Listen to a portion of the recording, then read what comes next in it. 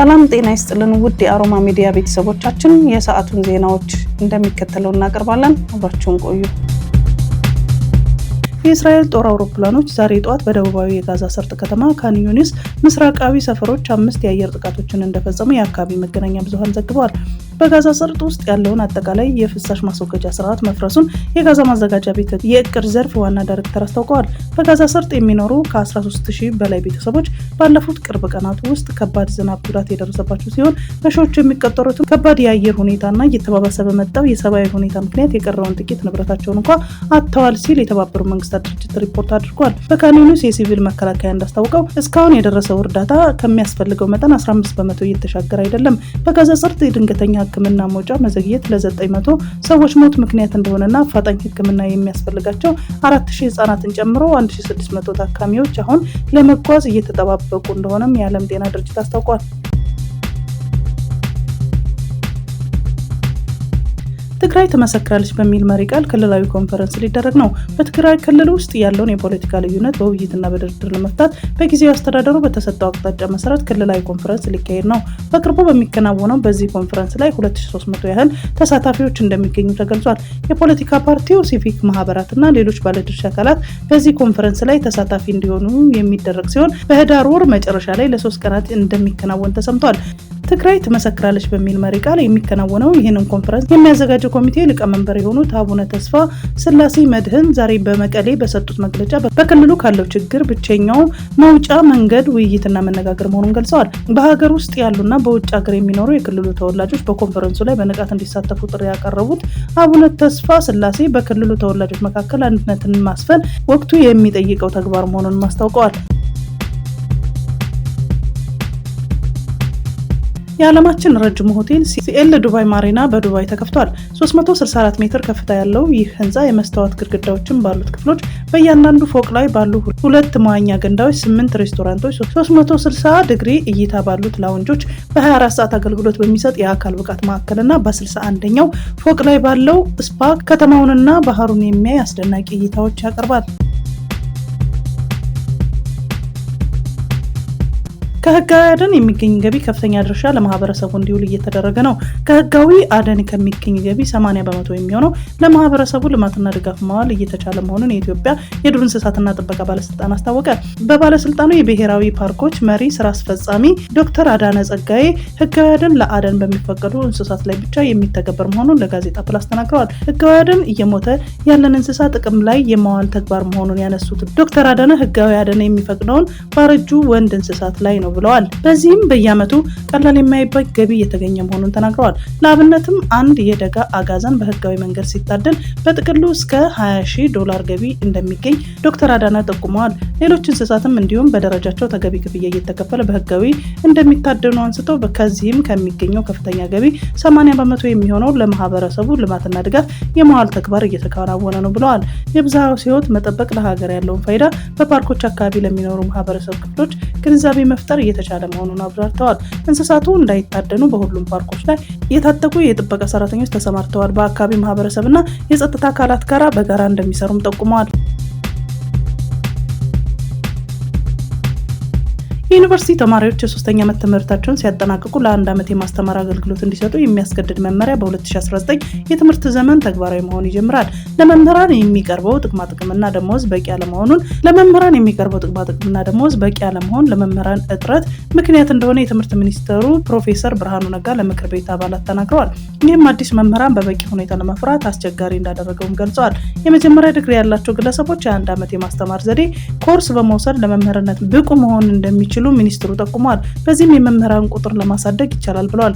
የዩኒቨርሲቲ ተማሪዎች ለ1 ዓመት የማስተማር አገልግሎት ሲሰጡ የበለጠ የመምህርነት ሙያ ፍቅር ሊያጎለብቱ እንደሚችሉም ገልጸዋል።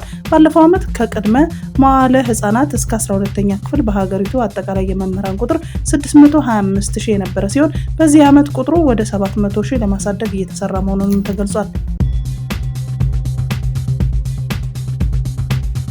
በሌተናንት ጀነራል ታደሰ ወረደ የሚመራው የክልሉ ጊዜያዊ አስተዳደር ዛሬ ባወጣው መግለጫ የትግራይ ህዝብ ባለፉት 100 ዓመታት ተደጋጋሚ የወረራ ጦርነቶች ማስተናገዱን ተከትሎ ህዝቡ በህዝቡና በንብረቱ ላይ ከፍተኛ ኪሳራ እንደደረሰበት ይታወቃል ካሉ በኋላ በእነዚህም ህዝቡ ለማህበራዊ፣ ኢኮኖሚያዊ፣ ስነ ልቦናዊና ሌሎች ቀውሶች መዳረጉን አውስተዋል። በእነዚህም ወቅቶች ውስጣዊ ችግሮችም ሲያጋጥሙ ማየት የተለመደ መሆኑን የጠቀሰው መግለጫ በቅርብ ጊዜ ወዲህ በአንዳንድ ነጋዴዎች የተፈጠረ ያለውን ጉዳይ እንደ ምሳሌ አንስቷል። ጨምሮም ለሁሉም በክልሉ የሚገኙ የመንግስት ሰራተኞች ገና ያልደረሰውን የደሞዝ ማስተካከያ እንደ ሰበብ በመቁጠርና መሰረት የሌለው የጦርነት ወሬዎችን በማሰራጨት ከህዝብ ይልቅ የግል ጥቅማቸውን የሚያሳድዱ ነጋዴዎች እየታዩ ነው ያለው መግለጫው እነዚህ ነጋዴዎች የተጋነነ የዋጋ ጭማሪ በማድረግና መሰረታዊ ሸቀጦችን በመደበቅ ላይ እንደሚገኙ አስረድቷል። ይህ ደግሞ ህዝቡ ወደ ከፋና ውስብስብ ቀውስ ውስጥ እንዲገባ የሚያደርግ መሆኑን ገልጾ ችግሩን ለመቅረፍ እርምጃ ለመውሰድ መወሰኑን አስታውቋል። በመሆኑም ግልጽ የሆነ የንግድ ቁጥጥር ስርዓት ተግባራዊ እንደሚያደርግና በተለይ ሀሰተኛ የጦርነት ወሬዎችን በሚያዛምቱ ነጋዴዎች ላይ ንብረታቸውን እስከ መውረስ የሚደርስ እርምጃ እንደሚወስድ አስጠንቅቋል። አንዳንድ ነጋዴዎች በትግራይ ውስጥ ያለውን የገበያ ሁኔታ እንደፈለጉት እየነዱት ነው ያለው መግለጫው ሁኔታው በዚሁ ከቀጠለ አደጋው ከባድ እንደሚሆንም አስታውቀዋል። በዚህ ጉዳይ ላይ የሚወስደው የዲሲፕሊን እርምጃ በተመለከተ ለህዝብ ወቅታዊ መረጃ እንደሚሰጥም ጨምሮ ገልጿል። ከግሪክ ጋዝ ለመግዛት ተስማምቻለሁ ሲሉ ዘለንስኪ ተናገሩ። የዩክሬን ፕሬዝዳንት ዘለንስኪ በማህበራዊ ሚዲያቸው ላይ ከግሪክ ጋዝ ለማስገባት ስምምነት ላይ መድረሳቸውን አስታወቁ። ፕሬዝዳንቱ በዛሬው ዕለት ወደ ግሪክ በማቅናት በዚህ ጉዳይ ላይ መስማማታቸውን የገለጹ ሲሆን በስምምነታቸው መሰረት ከግሪክ ኤልኤንጂ ጋዝ ወደ ዩክሬን በሚገባበት ላይ መፈራረማቸውን አስታውቀዋል።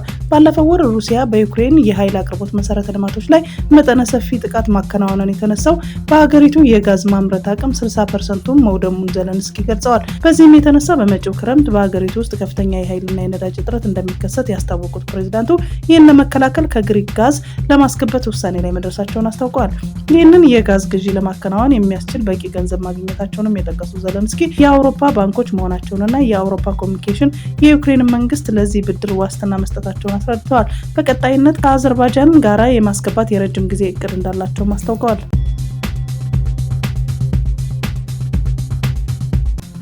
በዩናይትድ ኪንግደም የጥገኝነት ጥያቄ ተቀባይነት ያገኘው ስደተኞች በሀገሪቱ በቋሚነት እንዳይቆዩ እንደሚደረግ ተገለጸ። ይህ ኩልክ የፖሊስ ለውጥ የፊታችን ሰኞ በሀገር ውስጥ ሚኒስትሯ ሸባና ሙሐመድ በኩል በምክር ቤቱ ይፋ እንደሚደረግ ቢቢሲ ዘግቧል። በፖሊሲው መሰረት ጥገኝነት ያገኙ ስደተኞች በዩኬ ለተወሰነ ጊዜ ብቻ የሚቆዩ ይሆናል። ዩኬ ጥገኝነት ጠያቂዎች በዘላቂነት የምታኖርበት አሰራር ሊለወጥ እንደሆነ የተገለጸ ሲሆን የፖሊሲ ለውጥ የተደረገ በጀልባ የሚገቡ ስደተኞች ቁጥር ለመቀነስ ነው ተብሏል። የጥገኝነት ጥያቄያቸው ተቀባይነት ያገኘ ሰዎች ሀገራቸው መመለስ አስጊ አይደለም ተብሎ በሚታመንበት ወቅት ላይ ወደ ሀገራቸው እንደሚመለሱ ይደረጋል።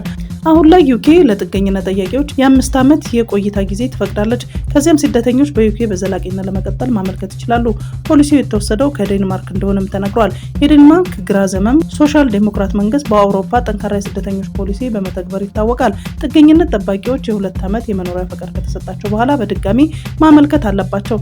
ዜግነት ለማግኘት ያለው ሂደት ግን ከጊዜ ወደ ጊዜ ፈታኝ እየሆነ መጥቷል። የዴንማርክ አሰራር ያደነቁት የዩኬ የሀገር ውስጥ ጉዳይ ሚኒስተር በምርጫ ወቅት የተሻለ የህዝብ ድምጽ ያስገኘ አካሄድ ነው ሲሉ አሞካሽተውታል። የዩኬ ሌበር ፓርቲ ጠንካራ እርምጃ ካልወሰደ የጨለማ ኃይሎች ይወርሱናል ሲሉም አስጠንቅቀዋል። ዴንማርክ ስደተኞች ቤተሰቦቻቸውን የሚወስዱበትን ሂደት በማራዘም የምትታወቅ ሲሆን ይህ አሰራርም በሀገር ውስጥ ጉዳይ ሚኒስትሯ ተወድሷል። ዩኬ ለስደተኞች ያላትን መልካም አቀባበል በጀልባ ወደ ሀገሪቱ የሚገቡ ጥገኝነት ጠያቂዎች ቁጥር እንዲጨምር ማድረጉንም ገልጿል።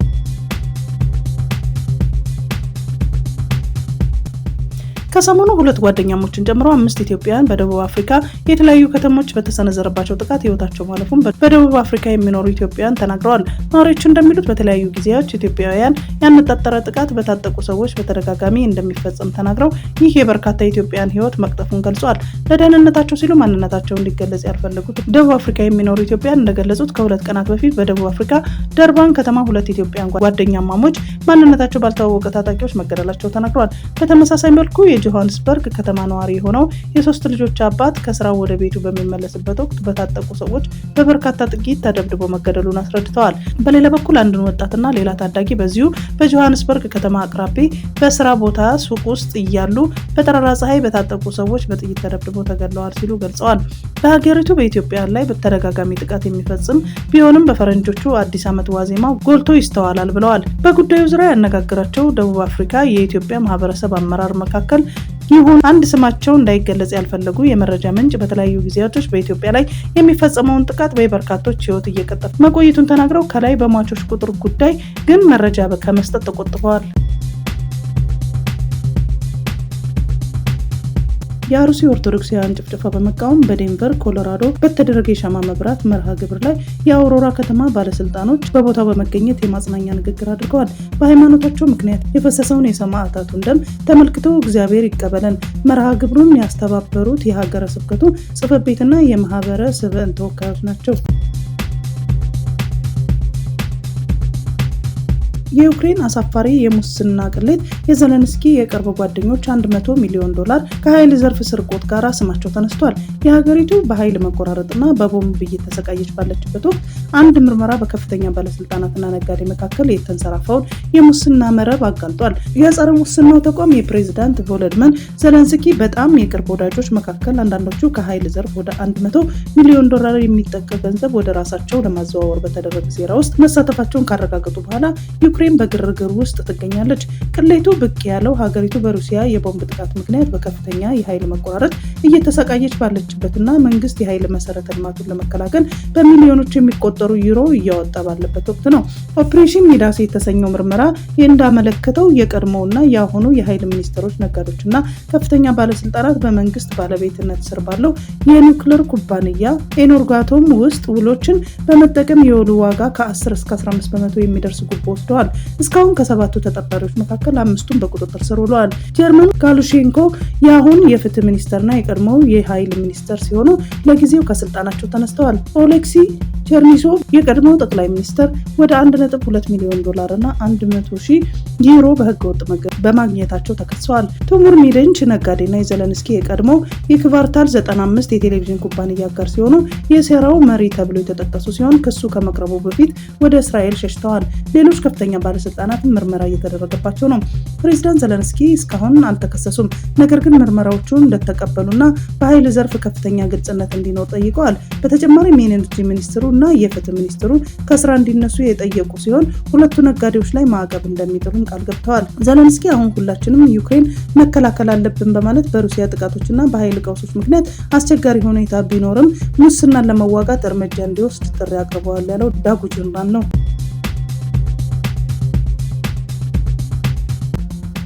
አፍሪካ በ25 ዓመት ውስጥ ከፍተኛ ነው የተባለውን የኮሌራ ወረርሽኝ እያስተናገደች ነው። የአፍሪካ የበሽታ መከላከልና መቆጣጠር ማዕከል ሲዲሲ አፍሪካ በሩብ ምዕተ ዓመት ውስጥ ከፍተኛ ነው የተባለውን የኮሌራ ወረርሽኝ ቀውስ ውስጥ ገብታለች ተብሏል። ማዕከሉ 300,000 ያህል ሰዎች በበሽታው መያዛቸውና 7,000 ያህሉ መሞታቸውን ገልጾ የሟቾች ቁጥር ከባለፈው ዓመት 30% ጨምሯል ተብሏል። በሽታው ከቅርብ ጊዜ ወዲህ በአንጎላና ቡሩንዲ በከፍተኛ ሁኔታ እየጨመረ ነው ሲባል የበሽታው ማዕከል በነበረችው ኮንጎ በሽታውን መቆጣጠር ስለመቻሉ ሲዲሲ ገልጿል። በቀድሞ የባንግላዴሽ ጠቅላይ ሚኒስትር ሼኪና ሀሲና ላይ የሀገሪቱ ልዩ ፍርድ ቤት ባለፈው ዓመት በተማሪዎች ተቃውሞ ላይ የኃይል እርምጃ እንዲወስድ ትዕዛዝ በማስተላለፋቸው ምክንያት ጥፋተኛ ነው የተባሉት የ78 ዓመቱ አዛውንት ከሌሎች 2 ባለስልጣናት ጋር በመሆን 1400 የሚጠጉ ሰዎች በተገደሉበት አወዛጋቢ ህዝባዊ ሰልፍ ላይ ነው የተከሰሱት። ሼኪና ሀሲና ከስልጣን ከወረዱ በኋላ በህንድ በስልጣን ላይ ይገኛሉ።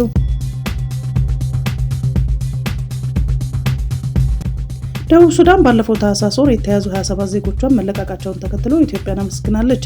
ባለፈው ታህሳስ ወር የኢትዮጵያን ድንበር ጥሰው የገቡ 27 የደቡብ ሱዳን ዜጎች በሚዛን እስር ቤት የቆዩ ሲሆን ተፈተው ወደ ጁባ ተመልሰዋል። የዜጎቹን መፈታት ተከትሎ የደቡብ ሱዳን የውጭ ጉዳይ ሚኒስትሩ መንደይ ሳሚያ ከኢትዮጵያ አቻቸው ጌዲዮን ጢሞቴዎስ ጋር በስልክ ሲነጋገሩ ለኢትዮጵያ መንግስት ምስጋናቸውን አቅርበዋል። ከሚኒስቴር መስሪያ ቤቱ በተጨማሪ የፕሬዝዳንቱ ጽሕፈት ቤትም የኢትዮጵያን መንግስትን አመስግነዋል። የሰውነት ቅርጽን ለማምጣት $560,000 የፈጀበትን ቻይናዊ መነጋገሪያ ይሆናል። ግለሰቡ የሆድ ጥንካሬን የሚያሳይ ቅርጽ ሰውነቱ ላይ እንዲታይ ለሕክምና ከፍተኛ ክፍያ መክፈሉን ማነጋገር ይሆናል።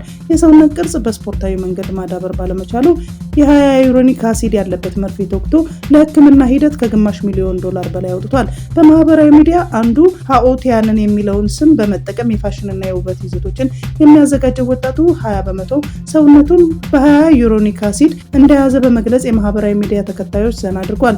የህክምና ባለሙያዎች በበኩላቸው የ20 አሲድ መርፌ መወጋት እንደ የአጥንት መሸርሸር፣ የደም ቧንቧ ችግር፣ የተፈጥሮ ጡንቻዎችን መዳከምና የአሲድ ከረጢት ላይ የተለያዩ እክሎችን በመፍጠር የረጅም ጊዜ የከባድ የጤና መዘዝ ያስከትላል ብለዋል። ባለፉት 3 ወራት ከ100 በላይ ሰዎች ህይወት በወባ በሽታ ማለፉን የጤና ሚኒስቴር አስታውቋል።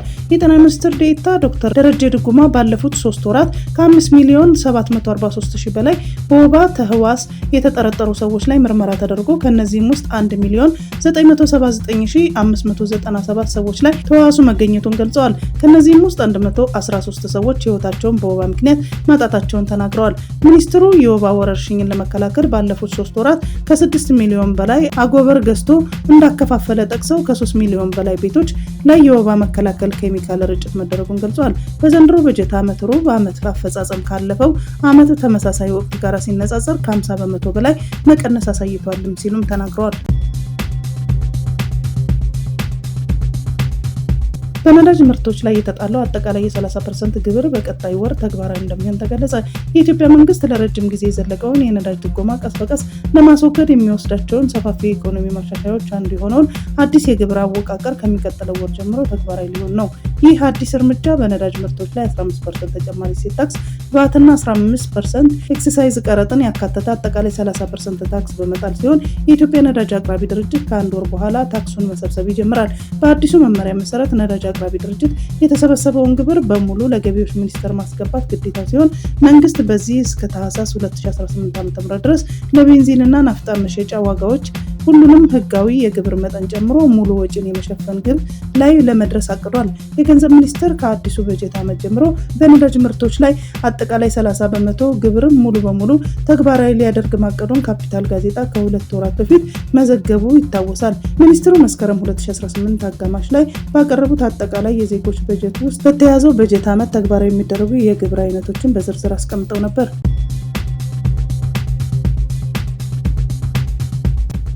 የአዲስ ቄራዎች ድርጅት አካባቢውን መበከል ካላቆመ ካለበት አካባቢ እንዲነሳ የሚል የፍርድ ውሳኔ አፈጻጸም ተከፈተበት። ቄራዎች ከአካባቢው ይነሳ አይነሳ የሚለውን ለመወሰን ለፊታችን ህዳር 15 በፍርድ ቤት ቀጠሮ ተሰጥቷል ተብሏል።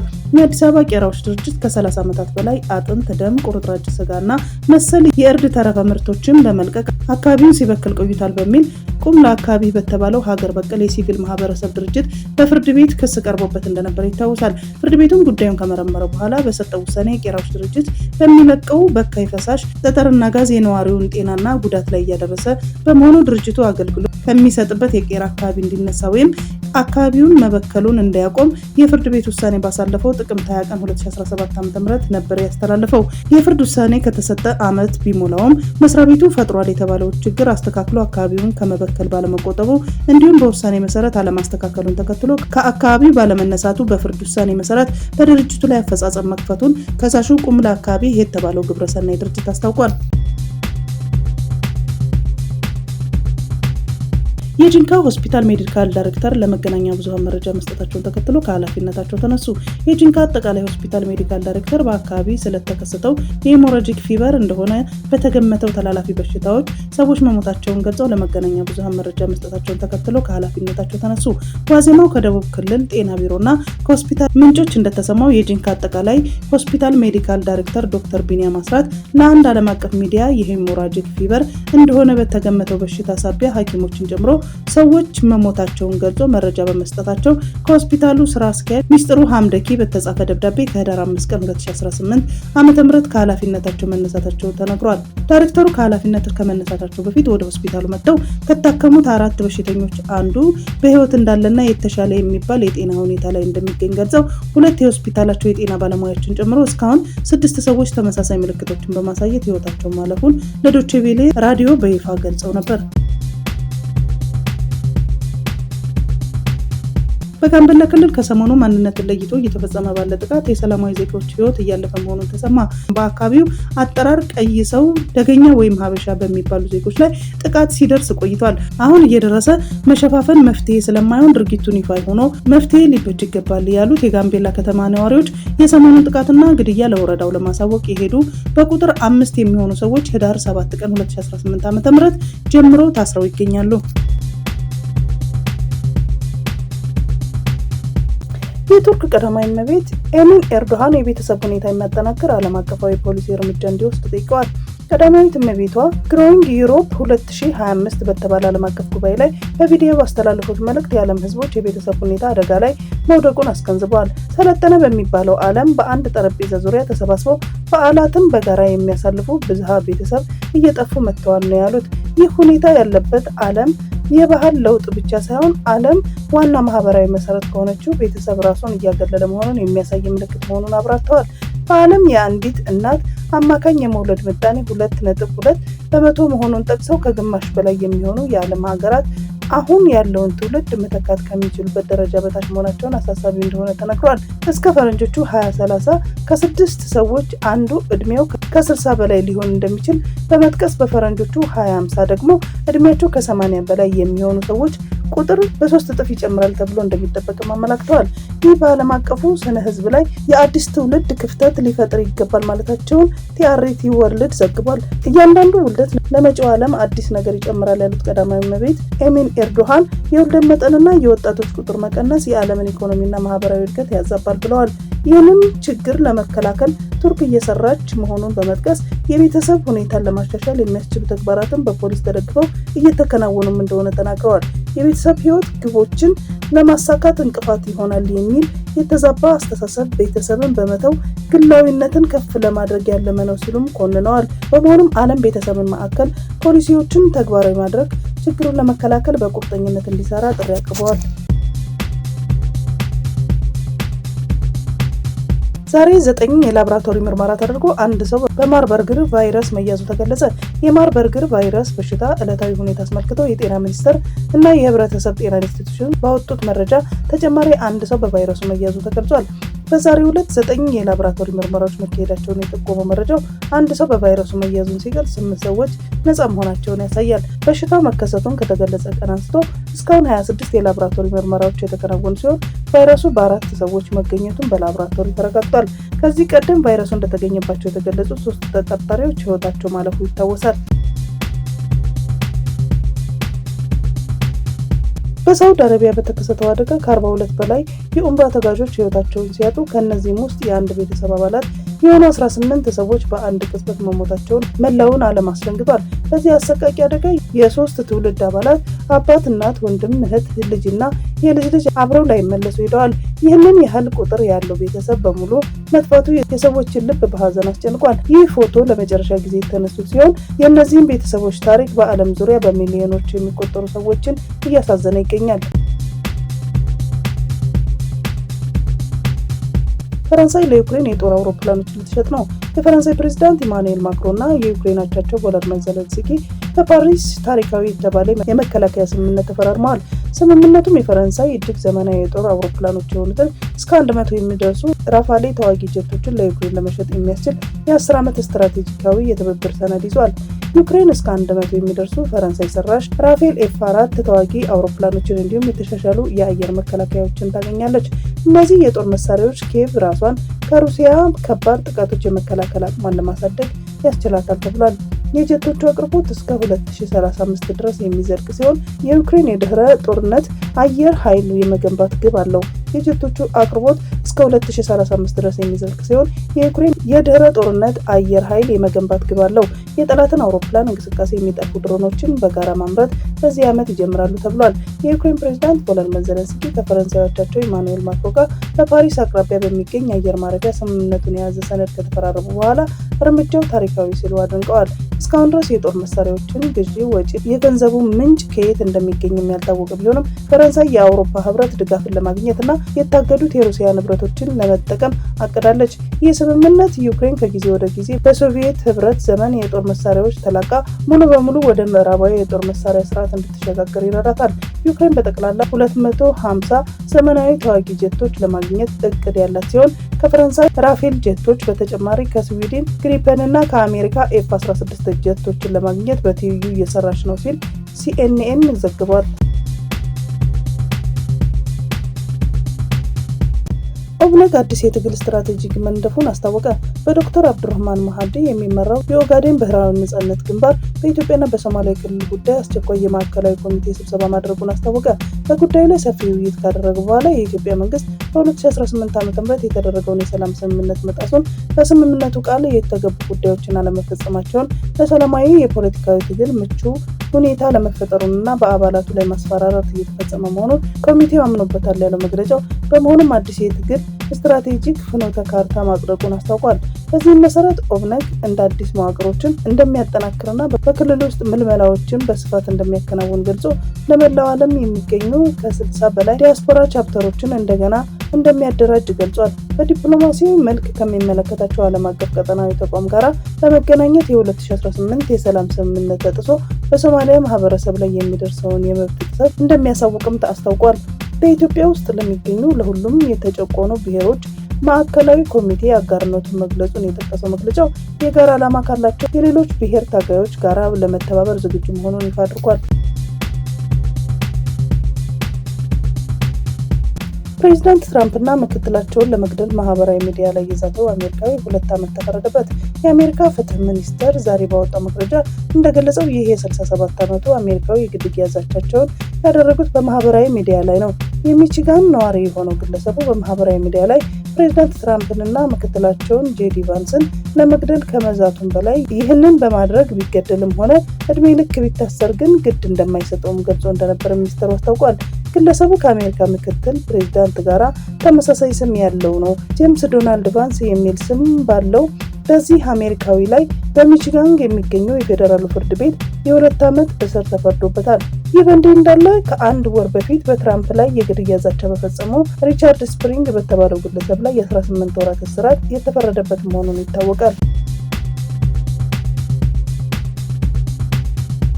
በአንድ የማዋለጃ ሆስፒታል ላይ በተፈጸመ የሳይበር ጥቃት የበርካታ ሴቶች ቪዲዮ ተሰረቀ። በሆስፒታሉ የተገጠመው የሲሲቲቪ ካሜራ ቪዲዮዎች ከተለጠፉ በኋላ በቴሌግራም ላይ እየተሸጡ ነው ተብሏል። ካሜራዎቹ የገጠሙት የሐኪሞቹ ደህንነት ለመጠበቅ ነበር ሲባል በመላው ሀገሪቱም ከ50 ሺህ በላይ የሲሲቲቪ ቪዲዮዎች መለጠፋቸውንና መሸጣቸውን ፖሊስ አስታውቋል። በህንድ የሲሲቲቪ ካሜራዎች በቂ የሳይበር ደህንነት ስልጠና ባልወሰዱ ሰዎች እንደሚገጠም የተጠቀሰ ሲሆን ይህም በቀላሉ ጥቃት እንደሚያጋጥምም ተነስቷል። ህንድ የሳይበር ደህንነቷን ለማጠናከር በርካታ ስራዎችን ብትሰራም የጥቃቱ መጠን መጨመር እንጂ መቀነስ አልታየበትም ተብሏል። ጥቃቱ ተፈጸመ የተባለበት የጉጅራት አካባቢ ፖሊስ በህንድ በሆስፒታሎች፣ በትምህርት ቤቶችና በሌሎች ቦታዎች የሚገኙ የሲሲቲቪ ካሜራዎችን ኢላማ የሚያደርጉ መረጃዎችን፣ መዝበሪያዎችን፣ ኔትወርኮች እንዳለ ገልጿል። የተሰረቁት ቪዲዮዎች ከ800 እስከ 2000 የህንድ ገንዘብ የተሸጡ መሆኑን ሲገልጽ፣ በሰብስክሪፕሽን ደግሞ የሲሲቲቪ ካሜራዎች የሚቀርጹትን በቀጥታ መከታተል ይችላሉ ተብሏል። ፖሊስ ከዩቲዩብ እና ቴሌግራም ጋር በመነጋገር ቪዲዮዎቹን እንዲወርዱ ተደርጓል ያለ ሲሆን ከባለፈው የካቲት ወር ጀምሮ 8 ሰዎች መታሰራቸውን ገልጸዋል። 2 የፖለቲካ ፓርቲ ከኦሮሚያ ክልል መንግስት ጋር ለመወያየት ጥያቄ አቀረቡ።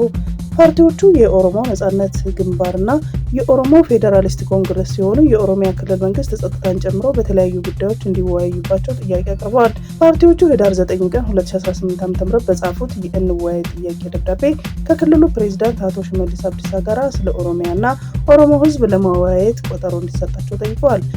የኦሮሞ ፌዴራሊስት ኮንግረስ ሊቀመንበር ፕሮፌሰር መራራ ጉዲና እንደገለጹት የውይይቱ አጀንዳ በዝርዝር ሁኔታው ካገኙ በኋላ እንደሚገልጹ ጠቅሰው በጥቅሉ በኦሮሚያ ክልል አሁናዊ ተጨባጭ ሁኔታ ላይ ለመወያየት እቅድ እንዳላቸው ጠቁመዋል።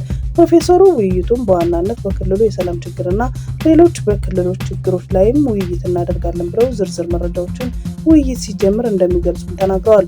በተመሳሳይ የኦሮሞ ነጻነት ግንባር ቃል አቀባይ አቶ ለሚ ጎመቹ እንደተናገሩት የውይይቱ አጀንዳዎች ለክልሉ መንግስት የቀረበው ጥያቄ ምላሽ ካገኘ በኋላ ይገለጻል ብለዋል። የክልሉ የሰላም ሁኔታ አሳሳቢ ደረጃ ላይ በመሆኑ ዋና የመወያያ ነጥብ መሆኑን ጠቅሰው የመወያያ ዝርዝር ነጥቦች ግን ከመግለጽ ተቆጥበዋል። የኦሮሞ ነጻነት ግንባር 2011 ዓ.ም ከአስመራ ወደ ኢትዮጵያ መመለሱን ተከትሎ እስከ 2012 ዓ.ም ድረስ ከኦሮሚያ ክልል መንግስት ጋር በተለያዩ ጉዳዮች ውይይት ሲያደርጉ መቆየታቸው ይታወሳል። ይህ ህዳር 9 ቀን 2018 ዓ.ም የእንወያይ ጥያቄ ደብዳቤ ከ6 ዓመት በኋላ ኦነግ ያቀረበው ጥያቄ መሆኑን ተገልጿል። ሁለቱም ፓርቲዎች የክልሉ መንግስት ምላሽ እየተጠባበቁ ቢሆኑም ይህ የእንወያይ ጥያቄ ተከትሎ እስካሁን ከክልሉ መንግስት የተሰጠ ምላሽ የለም ብለዋል።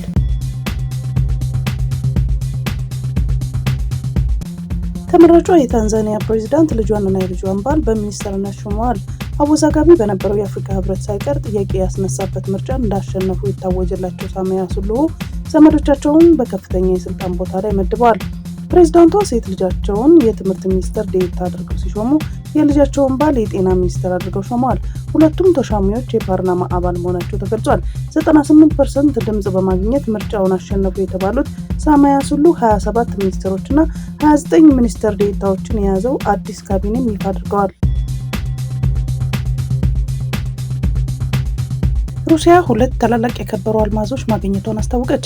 55.96 እና 135.75 ካራት የሚመዝኑ እነዚህ አልማዞች በዚህ ዓመት በአርካንግልስክ ክልል ከተመረቱት ትላልቅ የከበሩ ድንጋዮች በቅደም ተከተል ሶስተኛውና አራተኛው መሆናቸውን የክልሉ ገዢ አሌክሳንደር ቲስቡልስኪ አስታውቀዋል። እያንዳንዳቸው በልዩ ንጽህናቸው፣ አንጸባራቂነታቸውና አስደናቂ የተፈጥሮ ቅርጻቸው ተለይተው ይታወቃሉ ማለታቸውን የዘገበው ስፑትኒክ ነው። በኢትዮጵያ በተከሰተው ወረርሽኝ የተነሳ ጋና ለሕዝቦቿ ማስጠንቀቂያ ሰጠች። የጋና ጤና አገልግሎት በኢትዮጵያ ውስጥ የማርበርግ ቫይረስ ወረርሽኝ መከሰቱን ተከትሎ ለሕዝቡ ማስጠንቀቂያ አስተላለፈ። የድርጅቱ ተጠባባቂ ዳይሬክተር ዶክተር ሳሙኤል ካባ ዛሬ በሰጡት መግለጫ በኢትዮጵያና በጋና መካከል ተደጋጋሚ የሰዎች እንቅስቃሴ በመኖሩ ምክንያት ይህንን ማስጠንቀቂያ ማውጣታቸውን ገልጸዋል። ከጋና ጤና ሚኒስቴርና አጋሮቹ ጋር በመሆን ሁኔታውን በቅርበት እየተከታተሉ መሆኑን ገልጸው የጋናን ሕዝብ ደህንነትን ለማስጠበቅ የተለያዩ የመከላከያ ግብረ መልሶች እየተከናወኑ መሆኑን አስረድቷል። ከነዚህ መካከል በሁለቱ ሀገራት መግቢያ ጠንካራ ቁጥጥር እየተደረገ መሆኑም ይህም በዱር እንስሳት ላይ ጭምር እንደሚከናወን አስታውቋል። የጋና ጤና አገልግሎት እንዳስታወቀው ማርበርግ ቫይረስ ከእንስሳት ወደ ሰው ከሰው ወደ ሰው የሚተላለፍ ሲሆን ገዳይና አደገኛ የሆነ በሽታ ነው። ለበሽታው እስካሁን ምንም ክትባት እንዳልተገኘለትም ለሕዝቡ በተሰጠ ማስጠንቀቂያ ላይ አስታውቋል። 12 ፍልስጤማውያን በእስራኤል በፈጸመችው ጥቃት ተገደሉ። እስራኤል ሲዶን በሚገኘው የስደተኛ መጠለያ ካምፕ ላይ የአየር ጥቃት መፈጸሟን የጋዛ ጤና ሚኒስቴር አስታውቋል። ሚኒስትሩ በጥቃቱ ጉዳት የደረሰባቸው ሰዎች እንዳሉም ገልጾ ቁጥራቸው ግን በትክክል ማወቅ አልተቻለም ብሏል። የኢትዮጵያ የሴቶች እግር ኳስ አሰልጣኝ ማህበር በአስቸኳይ መግለጫ አውጥቷል። ዋና ዋና ነጥቦቹ ተጫዋቾች በሕግ እንዲጠየቁ፣ ማገገሚያ እንዲገቡ ወይም በምክር እንዲመለሱ ውሳኔ አስተላልፏል። የጉዳዩ አጣሪ ምርመራ ኮሚቴ ተቋቁሞ ወደ ስራ መግባቱ ተገልጿል። ፌዴሬሽኑ በጉዳዩ ላይ ተሳታፊ የሆኑ ተጫዋቾችን የተቀበለ ክለብና እርምጃ እንደሚወስድም አስጠንቅቋል። ሙሉ የመግለጫው ይዘትና የውይይቱ ዝርዝር የኢትዮጵያ የሴቶች እግር ኳስ አሰልጣኝ ማህበር ከሴቶች እግር ኳስ ጋር ተጫዋቾች ጋር በተያያዘ በማህበራዊ ሚዲያ ላይ በስፋት እየተሰራጨ ባለው አሳሳቢ ጉዳይ ዙሪያ መግለጫ አውጥቷል። የመንግስት አካላት ምላሽና የተሰጠው አቅጣጫ ጉዳዩን ለሚዲያ ከቀረበ በኋላ በመንግስት አካላት ትኩረት ተሰጥቶት ሰሞኑን ሰፊ ውይይት ተካሂዷል። መንግስት ለዚህ አጸያፊ ተግባር ትኩረት ሰጥቶ እንደሚሰራ አቅጣጫ ያስቀመጠ ሲሆን የሚመለከታቸው ባለድርሻ አካላት ሰብስቦ አወያይቷል። በውይይቱ የተሳተፉ አካላት የኢትዮጵያ የእግር ኳስ ፌዴሬሽን፣ የሴቶችና ማህበራዊ ጉዳይ ሚኒስቴር፣ ስፖርት ኮሚሽን፣ የኢትዮጵያ የሴቶች እግር ኳስ አሰልጣኞች የሙያ ማህበር፣ የኢትዮጵያ እግር ኳስ ደጋፊ ማህበር፣ የሲዲ ስፖርት አዘጋጆችና ሌሎች ባለድርሻ አካላቶች በጉዳዩ ላይ የተሳተፉ ቁልፍ ውሳኔዎችን በስብሰባ ላይ ጉዳዩን የሚያጣራ የምርመራ ኮሚቴ ተቋቁሟል። ወደ ስራ መግባቱም ተገልጿል። በዚህ ተግባር ተሳታፊ ሆነው ጉዳያቸውን በማስረጃ የተረጋገጠ ተጫዋቾች ላይ በደረጃው የሚከተሉት ውሳኔ እንደሚሰጡ ተመላክቷል። በሕግ እንዲጠየቁ፣ ማገገሚያ እንዲገቡ እና በምክር እንዲመለሱ የፌዴሬሽኑ አቋም የኢትዮጵያ እግር ኳስ ፌዴሬሽን ለዚህ ተግባር በቂ እርምጃ እንደሚወስድ ያረጋገጠ ሲሆን በጉዳዩ ላይ በቂ ማስረጃ የተገኘባቸው ተጫዋቾች በየትኛውም ክለብ ገብተው እንደማይጫወቱ አሳውቋል። እነዚህን ተጫዋቾች የተቀበለ ክለብ ላይም እርምጃ እንደሚወስድ አስጠንቅቋል። አስፈላጊ ሆኖ ከተገኘ ፌዴሬሽኑ ሊጉ ለመዝጋት ዝግጁ መሆኑን ገልጿል። ሁሉም የፕሪሚየር ሊግ እና የከፍተኛ ሊግ ክለቦች አድራሻቸውን ለፖሊስ እንዲያሳውቁ ጥብቅ መመሪያ ተላልፏል። ፖሊስና ኢንሳ በፈለጉት ጊዜና ሰዓት በክለቦቹ በመገኘት ምርመራ የሚያደርጉ ሲሆን የክለብ ባለቤቶችን፣ አሰልጣኞችና ከጉዳዩ ጋር ተያያዥነት ያላቸው አካላት እንደሚያነጋግሩ ተገልጿል። ማህበሩ አባላቱም በሙሉ መንግስት ለሚጠይቀው ጥያቄ ተባባሪ መሆን ይህንን ሀገርና እግር ኳስን የሚወድ ተግባር ለማጥፋት ጥሪ አቅርቧል። በዚሁ ሂደት ንጹህ ለሆኑ ተጫዋቾች ከለላ ሊደረግላቸው እንደሚገባ አሳስበዋል። ማህበሩ ይህንን ጎጂ ተግባር በጽኑ እንደሚያወግዝና ንጹህ ዜጋንና ንጹህ እግር ኳስ በሴቶች እንዲኖር እንደሚሰራ አረጋግጧል። የአማራ ክልል የትጥቅ እንቅስቃሴ ከተቀሰቀሰ ከሐምሌ 2015 ዓ.ም ጀምሮ ወሲባዊ ጥቃት ደርሶባቸዋል ተብሎ ከሚታመኑት በሺዎች ከሚቆጠሩ ሴቶች ውስጥ አንዷ ናት። ምንም እንኳ እውነተኛ ግጭት ነክ የወሲባዊ ጥቃት መጠን ሪፖርት ባለመደረጉና ባለመመርመሩ በትክክል ባይታወቅም ቢቢሲ ያሰባሰበው መረጃ ከሐምሌ 2015 እስከ ግንቦት 2017 ዓ.ም ድረስ ከ8 ዓመት እስከ 65 ዓመት ዕድሜ ያላቸው በሺዎች የሚቆጠሩ ሰዎች የአስገድዶ መደፈር ጥቃት እንደደረሰባቸው ያመለክታል። ገለልተኛ መገናኛ ብዙሃን በክልሉ ያለውን ግጭት ለመገንዘብ በተጣለባቸው ክልከላና ገደብ ምክንያት ወደ ክልሉ መግባት ባይችሉም የቢቢሲ የናይሮቢ ጋዜጠኞች ቡድን የአስገድዶ መድፈር ጥቃት ተጎጂዎችና የጤና ባለሙያዎችን በማነጋገር ቀውሱ በሰብአዊ ላይ እያሰፈረ ያለውን ጠባሳ የሚያመላክት መረጃ አግኝተዋል። እንደሚታወቀው የወልቃይት ጠገዴ ሕዝብ ላለፉት 3 አስርት ዓመታት የማንነቱ የወሰን ጥያቄ አለው። የማንነት የወሰን ጥያቄ እንዲመጣ ምላሽ እንዲያገኝ ነጻ እንዲወጣ እልፍ አላፍ ትግሎችን አካሂዷል። በዚህ ትግል ነጻ ወጥቷል። ነጻ ከወጣ ማግስት 5 ዓመት በራሱ በልጆቹ እየተዳደረ ይገኛል። ነጻነቱም እያጣጣመ ልማቱንም እያፋጠነ ይገኛል። አሁን የጎደለው ደግሞ በቅርቡ ምላሽ እያገኘ ነው ብለዋል። የአየር መንገድ ስራ መጀመር ለወልቃይት ጠገዴ ሰቲት ሁመራ ዞንና ለዙሪያው ላሉ አካባቢዎች ለምዕራብ ጎንደር ዞንም ጨምሮ ትልቅ ፋይዳ ያለው ነው። አካባቢው እንደሚታወቀው የልማት ሀገር ነው። በርካታ የነጭ ወርቅ ምድር ተብሎ ከሚጠሩ አካባቢዎች መካከል አንዱ ነው። የወልቃይት ጠገዴ ህዝብ የነጻነት ነጭ ወርቅ ምድር ነው። ነጻ ወጥቷል። ነጭ ወርቅ ምድር አለው። ጥጥ ይመረትበታል፣ ሰሊጥ ይመረትበታል፣ ሌሎች ምርቶች ስለሚመረቱበት ይህንን በሰላማዊ እንቅስቃሴ መጥተው ባለሀብቶቻችን እንዲያለሙ፣ ዲያስፖሮቻችን መጥተው እንዲያለሙ፣ እንዲንቀሳቀሱ አሁን በክልላችን የገጠመንን የጸጥታ ችግር ትልቅ እንቅፋት ሆኖ ቆይቷል። ይህንን ችግር ይፈታልን ብለን እያሳሰብን የወልቃይት ጠገዴ ሰቲት ሁመራ ዞን አስተዳዳሪ አቶ አሸተ ደምለው ተናግረዋል።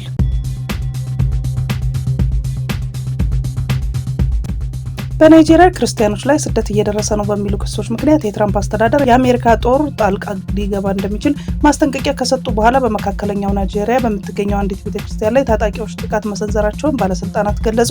በማክሰኞ ምሽት በተፈጸመው በዚህ ጥቃት 2 ሰዎች መገደላቸው ተረጋግጧል።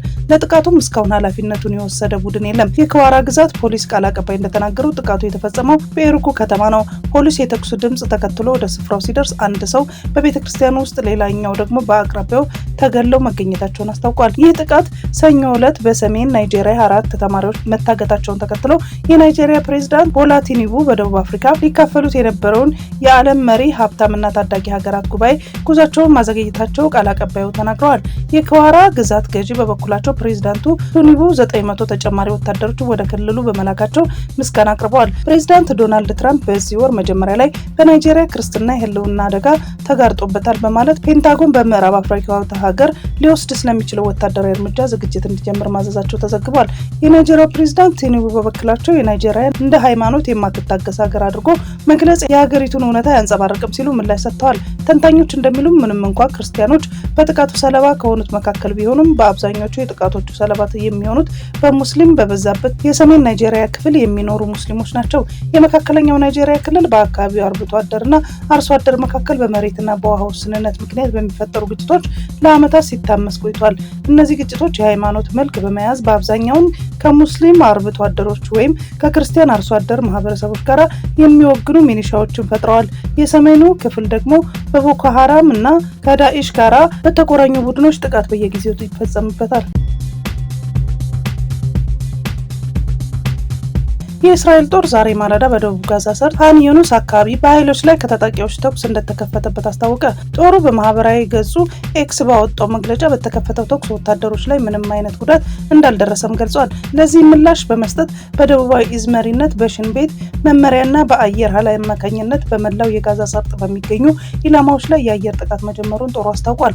የዛሬ ክስተት ቀደም ሲል የነበረውን የተኩስ አቁም ስምምነት ወደ ችግር ውስጥ በከፍተኛ ሁኔታ ያባባሰ መሆኑን የተገለጸ ሲሆን በእስራኤል የምላሽ ጥቃት ቢያንስ አንዲት ሴትና አንድ ህፃንን ጨምሮ 10 ፍልስጤማውያን መገደላቸው ተዘግቧል። የእስራኤል ጦር ስላቀረበው የመጀመሪያ ተኩስ ክስ የሐማስ ቡድን እስካሁን በይፋዊ የሰጠው ምላሽ የለም።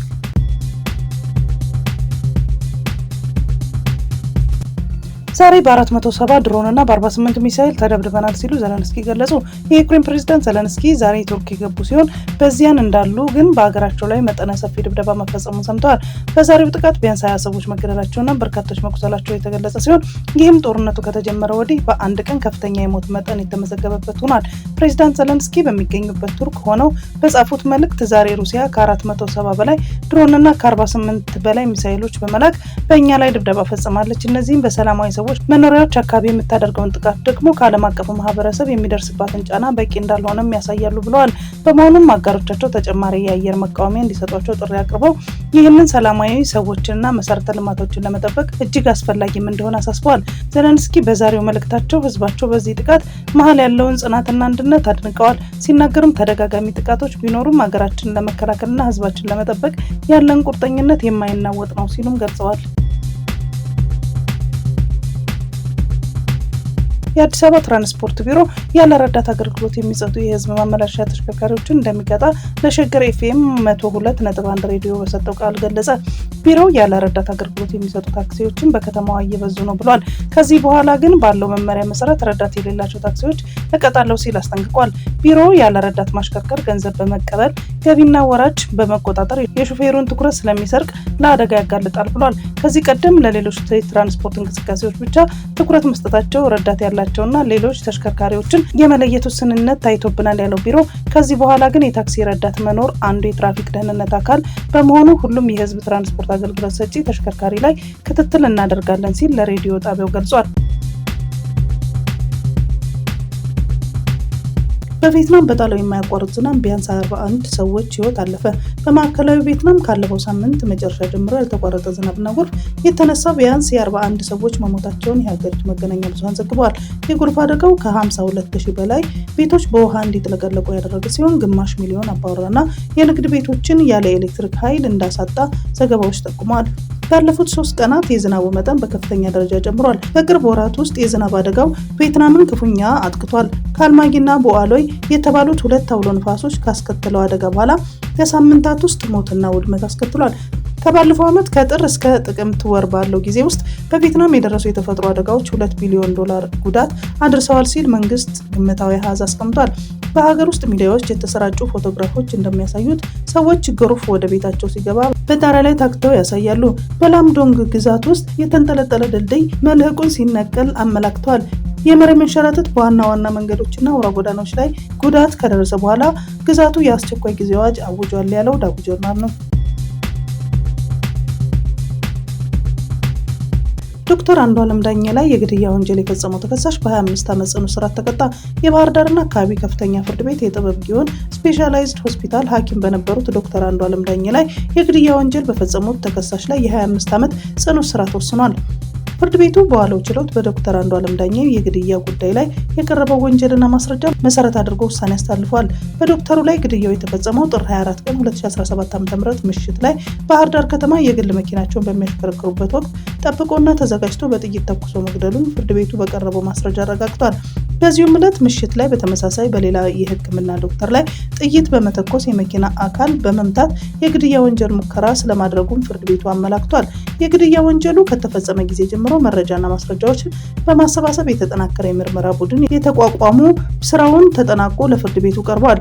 በዚህም የምርመራ ሂደት ከክልሉ ፖሊስ ዋና መምሪያና ከከተማ አስተዳደሩ የምርመራ ቡድን ተዋቅሮ መረጃና ማስረጃዎችን በማሰባሰብ የወንጀሉን አፈጻጸምና ፈጻሚውን ማወቅ እንደተቻለ መጠቀሱን ኢዜአ ዘግቧል። ፍርድ ቤቱ የቀረቡለትን የምርመራ ውጤቶች መሰረት በማድረግ በዛሬው ዕለት በዋለው ችሎት ወንጀሉን በፈጸመው ግለሰብ እሱ ባለው ነበረ ላይ የ25 ዓመት ጽኑ እስራት ወስኖበታል።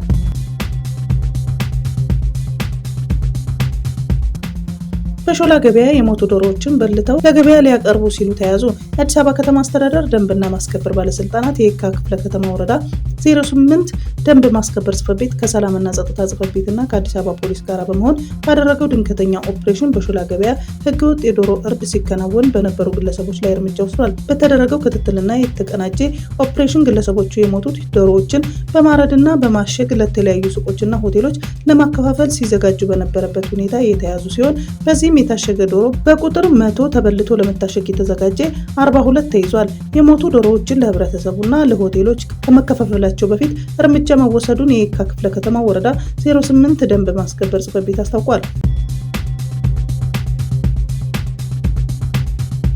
በማርበርግ በሽታ ህይወታቸውን ያለፈ ሰዎች አስክሬን ለቤተሰብ አይሰጥም ተባለ። በሽታው በንክኪ የሚተላለፍ በመሆኑ ህይወታቸው ያለፈ ሰዎች አስክሬን ለቤተሰቦቻቸው እንደማይሰጥ ነው የተነገረው። ህይወታቸው ካለፈ በኋላ አስክሬኑ የማይታጠብ መሆኑን የተገለጸ ሲሆን ደህንነቱ በተጠበቀ መንገድ የቀብር ስነ ስርዓታቸው ይፈጸማል ተብሏል። ቀብር የተፈጸመባቸው ቦታዎችም በደንብ መጠበቅ እንዳለባቸው ተገልጿል። ማህበረሰቡ የበሽታውን ከባድነት ተረድቶ ይህን ውሳኔ መቀበልና መተባበር አለበት ተብሏል። በሌላ በኩል ቫይረሱ በወንድ የዘር ፈሳሽ ውስጥ ለአንድ ዓመት ጊዜ የሚቆይ በመሆኑ ከህመሙ ያገገሙ ሰዎች ልቅ የሆነ የግብረ ስጋ ግንኙነት ከማድረግ መቆጠብ አለባቸው ነው የተባለው። ተገቢውን ክትትልና ሕክምና ተደርጎለት የዳነ ሰው በሽታውን ማስተላለፍ አይችልም። እንደ ኮሮና ቫይረስ በአየር ይተላለፋል የሚል የተዛባ አመለካከት መኖሩን የተገለጸ ሲሆን ህመሙ በአየር የማይተላለፍ ነው ተብሏል። ህመሙ በንክኪ የሚተላለፍ በመሆኑ ህመሙ ካለባቸው ሰዎች ጋር ያለ ግንኙነት በንክኪ የራቀ መሆን እንዳለበትም ተገልጿል። ማርበርግ እንደ ኮቪድ በአየር የሚተላለፍ ባይሆንም ከኮቪድ በበለጠ ህይወትን የሚነጥቅ ነው ተብሏል። እንደ ወረርሽኙ ክብደት የሞት ምጣኔ ከ24 እስከ 88 በመቶ ይደርሳል። 33 ሰዎች ተመርምረው 6 ሰዎች ህመሙን የተገኘባቸው ሲሆን 3ቱ ህይወታቸው ሲያልፍ 3 ሰዎች ደግሞ በህይወት አሉ ተብሏል። ይህ መረጃ ያገኘው ጤና ሚኒስቴር ከህብረተሰብ ጤና ኢንስቲትዩት ጋር በመተባበር በማርበርግ በሽታ ምንነት ዙሪያ ለሚዲያ ባለሙያዎች ባዘጋጀው የግንዛቤ ማስጨበጫ ስልጠና ላይ ነው። በአማራ ክልል በተፈጸመው የሰብአዊ መብት ጥሰቶች ላይ ገለልተኛ ዓለም አቀፍ ምርመራ ሊደረግ ይገባል ሲሉ ዶክተር ደሳለኝ ጫኔ ያሳሰቡ። የአማራ ክልል ዋና ከተማ የሆነችው ባህር ዳርን ወክለው የፓርላማ አባል የሆኑትን የቀድሞ የአብን ሊቀመንበር ዶክተር ደሳለኝ ጫኔ በቢቢሲ የቀረበውን ዘገባ በተመለከተ በሰጡት አስተያየት ሪፖርት በአማራ ሕዝብ ላይ በአሁኑ ወቅት ያለውን ከፍተኛ ስቃይ የሚያረጋግጥ መሆኑን ገልጸዋል። በመንግስት ኃይሎችና በፋኖ መካከል ግጭቱ በተከሰተው ወዲህ ይህ ቀውስ እየባሰበት መሄዱን የጠቀሱት ዶክተር ደሳለኝ በሰላማዊ ሰዎች ሞት፣ ስቃይና መፈናቀል ሀገሪቱ እየተጎዳች መሆኑን አስረድተዋል። በተራዘመው የእርስ በርስ ጦርነት ንጹሐን አማሮች የጅምላ ተጠቂ ሲሆኑ ዝም ብሎ መመልከት እንደማይገባ ያሳሰቡት ዶክተር ደሳለኝ ጨምረው እንደ ህዝብ ተወካይነቴ ሁሉም ተፋላሚ አካላት በአስቸኳይ ግጭቱን እንዲያቆሙ ጥሪ ያቀርባሉ ብለዋል። እንዲሁም በክልሉ ውስጥ ለተፈጸመው የሰብአዊ መብት ጥሰቶች በሙሉ በአስቸኳይ ገለልተኛ ዓለም አቀፍ ምርመራ ተደርጎ አጥፊዎች ተጠያቂ እንደሚሆኑ አሳስበዋል። ዶክተር ደሳለኝ በመልእክታቸው ማጠቃለያም ዘላቂ ሰላም የሚያመጣ የአማራ ህዝብ ህጋዊ ጥያቄ እውቅና በመስጠት ተአማኝነት ያለው የፖለቲካዊ ውይይት ማድረግ ነው ያሉ ሲሆን የአማራ ህዝብና ሰላምና ደህንነት የማግኘት ህጋዊ መንግስታዊ መብት እንዳለውም ገልጸዋል። የአሜሪካ ፕሬዝዳንት ዶናልድ ትራምፕ ለዩክሬን ጦርነት ያቀረቡትን የሰላም ስምምነት እቅድ በተመለከተ ቀነ ገደብ አስቀመጡ።